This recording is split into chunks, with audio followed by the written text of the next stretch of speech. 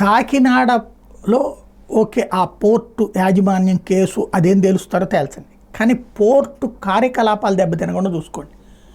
మనం రాజకీయాల కోసం వ్యవస్థల్ని నాశనం చేసుకుంటే ఆ వ్యవస్థలు మళ్ళీ తిరిగి తెచ్చుకోవడం చాలా కష్టం. ఇప్పుడు రాష్ట్రంలో జరుగుతున్నది ఏంటంటే ప్రతీకార రాజకీయాలు పతాక స్థాయికి చేరి ఒక ఉన్మాదంతో ఊగిపోతున్నాం మనం. వాడు నాశనం అయిపోవాలని వీడు నాశనం అయిపోవాలని వాడు, దీని మధ్యన నాశనం అవుతున్నది రాష్ట్రానికి సంబంధించినటువంటి కీలకమైనటువంటి రంగాలు. అందులో దాని పర్యవసానం GST -10% వెళ్ళటం. వ్యాపారాలు ఒక GST బాగుంటేది ఎప్పుడు వ్యాపారాలు బాగున్నప్పుడు. వ్యాపారాలు ఎప్పుడు బాగుంటాయి? గ్రౌండ్ లెవెల్లో ఇబ్బందులు లేనప్పుడు. గ్రౌండ్ లెవెల్లో ఇబ్బందులు లేకుండా ఎప్పుడు ఉంటాయి? రాజకీయ జోక్యం లేనప్పుడు.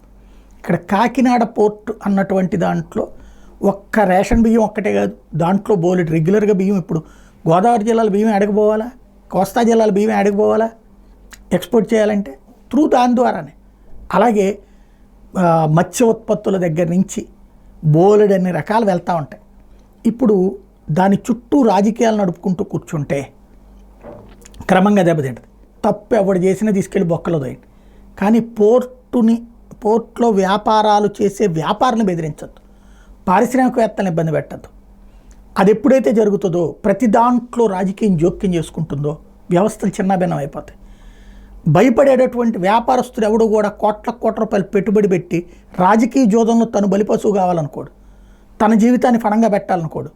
కాబట్టి అప్పుడు వాళ్ళు దూరం అయిపోవడం ప్రారంభిస్తే పక్కన ఉన్న తమిళనాడులో తెచ్చింది, బెంగళూరులో తెచ్చింది బోల్డని పోర్టు, అవసరమైతే ఒరిస్సాకు పోతారు. అనవసరమైనటువంటి చెడు చేసుకున్న వాళ్ళం అవుతాం. మన రాజకీయాల కోసం ఆ పని చేయకుండా చూసుకోవడం బెటర్.